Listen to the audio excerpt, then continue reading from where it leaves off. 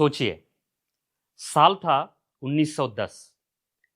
Chest surgery का मतलब होता था बड़ा काट, पसली तोड़ना, लंबा समय दर्द और बहुत ज्यादा रिस्क। डॉक्टर्स लंग्स को देख भी नहीं पाते थे, सिर्फ अंदाजा लगाते थे।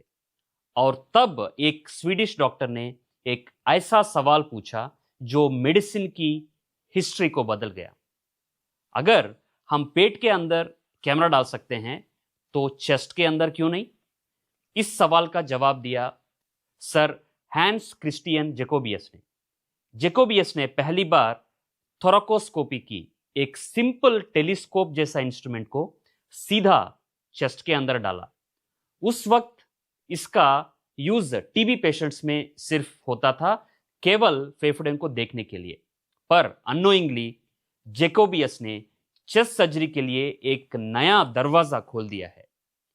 उस दिन सिर्फ एक प्रोसीजर नहीं हुआ था, एक सर्जिकल रिवॉल्यूशन शुरू हुआ था।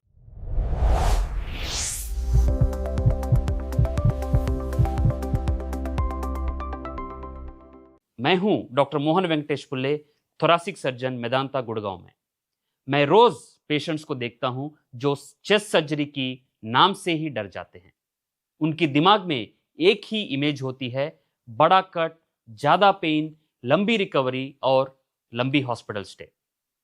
और फिर जब मैं कहता हूं आपकी सर्जरी बिना सीना खोल के हो सकता है, उनका रिएक्शन होता है, डॉक्टर साहब सच में?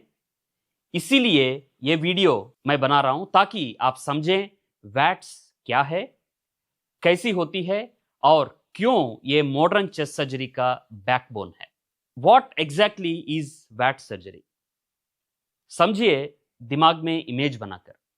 अब सबसे इंपॉर्टेंट सवाल है, वैट्स होता क्या है? वैट्स का फुल फॉर्म है वीडियो असिस्टेड थोरैकोस्कोपिक सर्जरी। लेकिन यह सिर्फ एक मेडिकल टर्म नहीं है, ये एक सोच का बदलाव है। ये एक ऐसा तरीका है जिसमें हम सीना खोले बिना लंग्स के अंदर सर्जरी कर सकते हैं, कैमरा की मदद से। अब हम समझते हैं world open surgery, conventional open surgery और वैट सर्जरी में क्या डिफरेंस है। पहले जमाने में अगर लंग सर्जरी करनी होती थी तो क्या होता था? चेस्ट को पूरी तरीके से खोला जाता था, रिब्स को स्प्रेड किया जाता था, मजिल्स को काटा जाता था। रिजल्ट क्या है? ज्यादा दर्द, ज्यादा ब्लीडिंग और ज्यादा रिकवरी टाइम। पेशेंट सर्जरी के बाद ये नहीं पूछता था डॉक्टर साहब सर्जरी सक्सेसफुल थी या नहीं, वो पूछता था डॉक्टर साहब मैं जिंदा हूं या नहीं। अब वैट्स का क्या कहता है? वैट्स बोलता है चेस्ट खोलने की जरूरत नहीं, सिर्फ देखने का तरीका बदलो। इस टेक्निक में हम 2 या 3 छोटे छोटे छेद बनाते हैं। एक छेद से हाई डेफिनेशन कैमरा, दूसरी से सर्जिकल इंस्ट्रूमेंट्स। कैमरा सीधा चेस्ट के अंदर जाता है और स्क्रीन पर magnified image, 4K quality image दिखता है। इसका मतलब जो चीज नंगी आंखों से देखने में दिक्कत होती है वो अब सिनेमा स्क्रीन जैसी क्लैरिटी में दिखती है। इसे एक आम एग्जांपल से समझाऊंगा। अगर आपके घर के अंदर कोई वायरिंग की प्रॉब्लम है, आज की प्लम्बर क्या करता है? पूरा घर तोड़ देता है? नहीं ना, वो एक छोटा कैमरा पाइप के अंदर डालता है और प्रॉब्लम देख लेता है और सिर्फ उसी जगह रिपेयर करता है। वैट्स भी वही काम करता है, बस लंग्स के साथ। वैट्स सिर्फ देखने के लिए नहीं है। आज के टाइम पे हम वैट से लंग का टुकड़ा निकाल सकते हैं जिसको हम बायोप्सी बोलते हैं, पूरा लोब रिमूव कर सकते हैं जिसको हम लोबेक्टमी बोलते हैं, कैंसर सर्जरी हम कर सकते हैं, लंग के अंदर बना हुआ फंगस बॉल्स को हम निकाल सकते हैं जिसको हम एस्परजिलोमा बोलते हैं, न्यूमोथोरैक्स यानी छाती के अंदर जो हवा भरता है उसको हम ट्रीट कर सकते हैं, एम्पाइमा इसका मतलब जो छाती के अंदर पस बनता है उसको हम क्लीन कर सकते हैं। इसका मतलब जो सर्जरी पहले 15 या 16-20 सेंटीमीटर की काट से होती थी, आज वो ही सर्जरी 2 या 3 छोटे छोटे पोर्ट से हो जाती है। एक इंपॉर्टेंट बात, ये कोई इजी शॉर्टकट नहीं है। यहां एक मिसकंसेप्शन मैं क्लियर करना जरूरी है मुझे।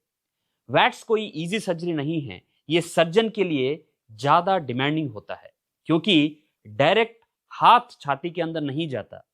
डेप्थ का अंदाज स्क्रीन से हमें लगाना होता है। हर मूवमेंट बहुत कैलकुलेटेड होती है। इसलिए मैं हमेशा कहता हूं वैट्स एक पेशेंट के लिए इजी है, बट सर्जन के लिए डिफिकल्ट है। ये वैट्स एक रिवॉल्यूशन क्यों है? क्योंकि वैट्स ने 3 चीजें फंडामेंटली बदल दी। नंबर 1, पेन जो है सर्जरी के बाद वो बहुत कम हो गया। नंबर 2, हॉस्पिटल स्टे पेशेंट का होता है वो बहुत कम हो गया। और नंबर 3, पेशेंट जल्दी अपनी नॉर्मल लाइफ में आ गया। पहले पेशेंट बोलता था डॉक्टर साहब 6 महीने लग गए ठीक होने में, बट आज की पेशेंट बोलता है डॉक्टर साहब 10 दिन में मैं ऑफिस ज्वाइन कर लिया। वैट्स का मतलब सिर्फ छोटा काट नहीं है। वैट्स का मतलब है कम ट्रॉमा, कम दर्द और ज्यादा इज्जत के साथ सर्जरी कराना। अब वैट सर्जरी होती कैसे? वैट सर्जरी को जनरल एनेस्थीसिया में करते हैं। इसका पेशेंट सो रहा होता है तो उस टाइम पे यह सर्जरी किया जाता है। एक स्पेशल ट्यूब सांस की नली के अंदर डाली जाती है, जिससे सिर्फ एक लंग को टेम्पररी रेस्ट किया जाता है, दूसरा लंग काम कर रहा होता है। यह स्टेप बहुत क्रिटिकल होता है, क्योंकि वैट्स तभी पॉसिबल है जब लंग प्रॉपरली कोलैप्स रहे। अब हम चेस्ट में बड़ा काट नहीं लगाते, सिर्फ छोटे छोटे होल्स जैसे की होल। इसी की वजह से इसको बोलते हैं की होल चेस्ट सर्जरी। ये एक इंसिशन से हम एक हाई डेफिनेशन कैमरा डालते हैं। कैमरा डायरेक्ट लंग पर नहीं जाता है, वो चेस्ट कैविटी के अंदर स्पेस में रहता है। स्क्रीन पर जो दिखता है वो सर्जन के लिए एक लाइव मूवी जैसा होता है। हर मूवमेंट, हर ब्लड वेसल, हर नर्व एक मैग्निफाइड और क्रिस्टल क्लियर तरीके में सर्जन को दिख रहा होता है। अब बाकी इंसिशन से हम स्पेशल लॉन्ग इंस्ट्रूमेंट्स डालते हैं। इन इंस्ट्रूमेंट से हम लंग को जेंटली होल्ड कर सकते हैं, ब्लड वेसल को केयरफुली डायसेक्ट कर सकते हैं, आइसोलेट कर सकते हैं, और सांस की नली यानी जो ब्रोंकस को सेफली हम डिवाइड कर सकते हैं। सब कुछ स्क्रीन पर देखकर बिना अंधेरे में काम किया जाता है। चाहे वो लंग का एक छोटा सेगमेंट हो, या पूरा लोब हो, या कोई सिस्ट हो, ट्यूमर हो, डिसीज पार्ट को प्रोटेक्टिव बैग में डालकर बाहर निकाला जाता है। हेल्दी लंग को जरा सा भी अननेसेसरी चोट इस प्रोसीजर में नहीं लगती।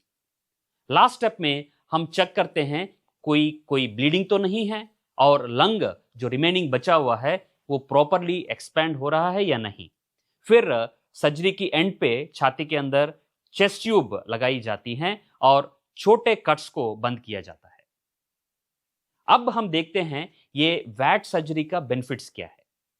ये सिर्फ छोटा कट तक लिमिटेड नहीं है, ये सर्जरी पूरी पेशेंट जर्नी को बदल देता है। वैट्स के फायदा सिर्फ कॉस्मेटिक नहीं है, वो मेडिकल, फिजिकल और साइकोलॉजिकल भी है। वैट सर्जरी का नंबर 1 सबसे बड़ा फायदा इज कम दर्द, less pain. Traditionally open surgery में रिब्स को फैलाना पड़ता है, रिब्स के बीच में जो मजिल्स हैं उसको काटना पड़ता है, और इस प्रोसेस में रिब्स टूट जाते हैं और उसकी वजह से बहुत ज्यादा दर्द होता है। बट वैट्स में रिब्स को फैलाने की जरूरत नहीं है, सिर्फ छोटे छोटे की होल साइजेस की इंसिशन से यह सर्जरी किया जाता है। इसका रिजल्ट है कम दर्द, कम पेन किलर्स, पेशेंट को बेड से जल्दी उठाया जाता है। पेशेंट खुद बोलता है डॉक्टर साहब मुझे लगा था चेस्ट सर्जरी के बाद मैं हिल भी नहीं पाऊंगा, पर यह तो बहुत मैनेजेबल सिचुएशन है। दूसरा एडवांटेज है सांस जल्दी नॉर्मल होती है, better breathing and lung function. Chest surgery के बाद सबसे इंपॉर्टेंट चीज होती है गहरा सांस लेना, डीप ब्रीथिंग। अगर दर्द ज्यादा हो, पेशेंट उसका ऑपोजिट शॉलो ब्रीथिंग करता है, लंग्स प्रॉपरली एक्सपैंड नहीं करते, न्यूमोनिया का रिस्क बढ़ता है। बट वैट्स में दर्द कम होने के कारण पेशेंट्स डीप ब्रीथिंग करता है, फिजियोथेरेपी अच्छी होती है। सिंपल शब्दों में लंग्स को सर्जरी के बाद काम करने का मौका मिलता है। अब देखते हैं तीसरा एडवांटेज, जल्दी चलना और जल्दी उठना। इसका मतलब जल्दी रिकवरी। ओपन सर्जरी के बाद पेशेंट अक्सर बोलता है डॉक्टर साहब हिलने का मन ही नहीं करता क्योंकि दर्द इतना ज्यादा है। वैट्स के बाद पिक्चर बिल्कुल अलग होता है। सेम डे पेशेंट खड़ा होता है, अगले दिन वॉक शुरू करता है, चेस्ट ट्यूब जल्दी निकल जाती है, और जब पेशेंट जल्दी चलता है तो ब्लड क्लॉट्स, चेस्ट इंफेक्शन और बेड सोर्स सबका रिस्क कम हो जाता है। मूवमेंट इटसेल्फ एक बॉडी के लिए मेडिसिन है। अब हम बात करते हैं what is the fourth advantage, hospital stay come, early discharge. Traditionally open surgery के बाद लगभग 7 से 10 दिन हॉस्पिटल स्टे कॉमन होता है, बट वैट्स में 3 या 5 दिन में पेशेंट की डिस्चार्ज पॉसिबल है, कभी कभी और भी जल्दी हो सकता है। पेशेंट के लिए फायदा, घर का कंफर्ट रहेगा, कम हॉस्पिटल इन्फेक्शन का रिस्क रहेगा और कम फाइनेंशियल बर्डन रहेगा।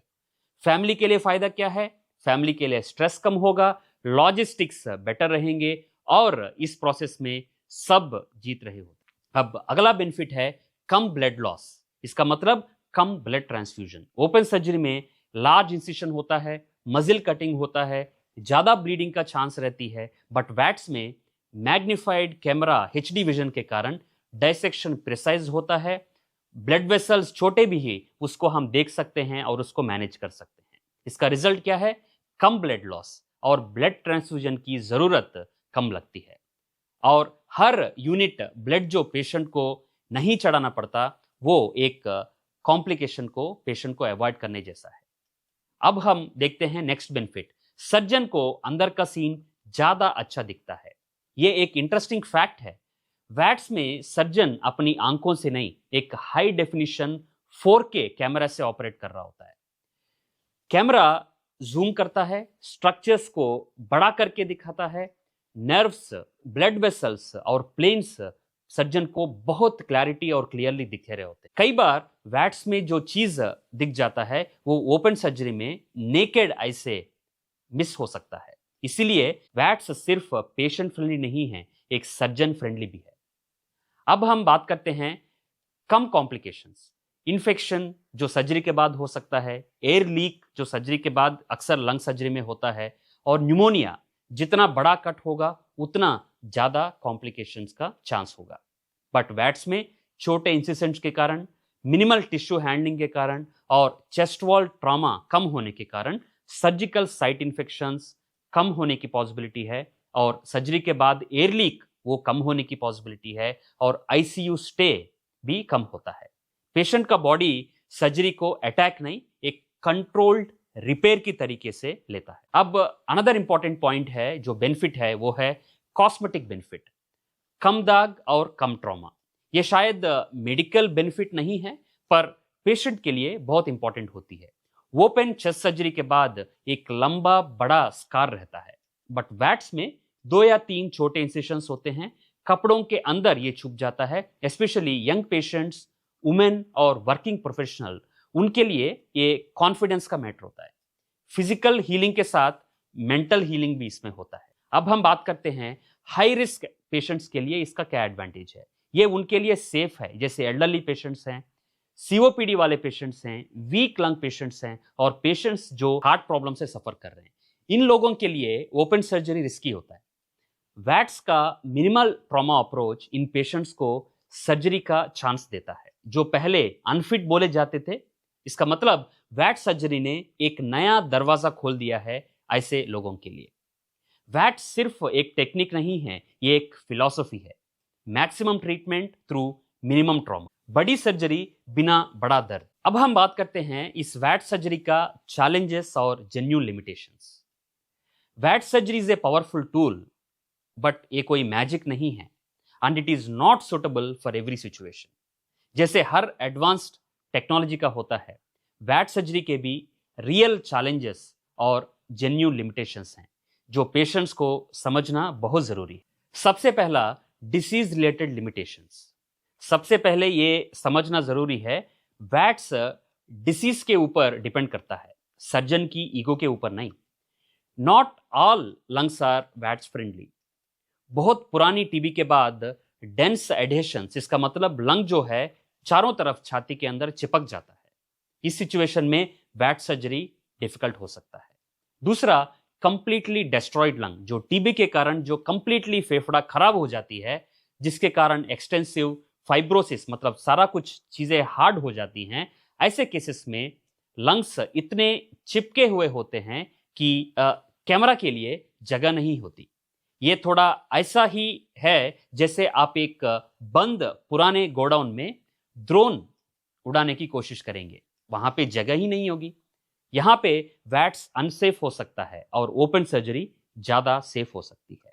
दूसरा, ब्लीडिंग कंट्रोल एक बहुत रियल चैलेंज है। वैट्स में सबसे बड़ा चैलेंज ये होता है कि सडन ब्लीडिंग अगर हो जाए तो कैमरा से आप देख रहे होते हैं, इंस्ट्रूमेंट्स लंबे और पतले होते हैं। अगर कोई मेजर ब्लड वेसल का कोई इंजरी हो, वहां से इतना ब्लीडिंग हो जाता है तो सर्जन के पास सेकंड्स होते हैं, मिनट्स भी नहीं होते। ओपन सर्जरी में सर्जन का हाथ डायरेक्टली वेसर पर जाता है और वो ब्लीडिंग को रोक सकते हैं, बट वैट्स में सर्जन के हाथ इंस्ट्रूमेंट्स के थ्रू होता है, तो इसलिए सर्जन का एक्सपीरियंस इस सिचुएशंस में बहुत क्रिटिकल होता है। टीम कोऑर्डिनेशन लाइफ सेविंग होती है। अब हम बात करते हैं number 3, conversion to open surgery. ये एक रियलिटी है, ये कोई डिफीट नहीं है। पेशेंट को एक बात बिल्कुल क्लियर होनी चाहिए, वैट से ओपन सर्जरी में कन्वर्ट करना फेल्यूर नहीं है। कन्वर्शन हो सकता है जब अनएक्सपेक्टेड ब्लीडिंग आए, एनाटॉमी छाती के अंदर डिस्टॉर्टेड हो, लिम्फ नोड्स बहुत हार्ड और फ्यूज्ड हो और कैंसर ज्यादा एडवांस निकले। ये बिल्कुल वैसे ही है जैसे फ्लाइट टर्बुलेंस में लैंडिंग चेंज कर दिया जाए। डेस्टिनेशन वो ही रहेगा, बस रूट सेफ हमने चूज किया है। Number 4, loss of tactile feedback, मतलब सर्जन का टच सेंसेशन इसमें मिसिंग होता है।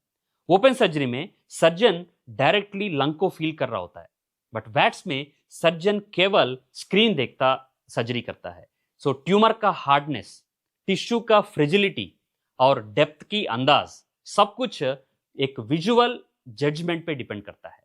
तो इसलिए वैट सर्जन को एनाटॉमी का एक्स्ट्राऑर्डिनरी मेंटल मैप होना बहुत जरूरी है। यहां गलती की जगह बहुत बहुत कम होती है।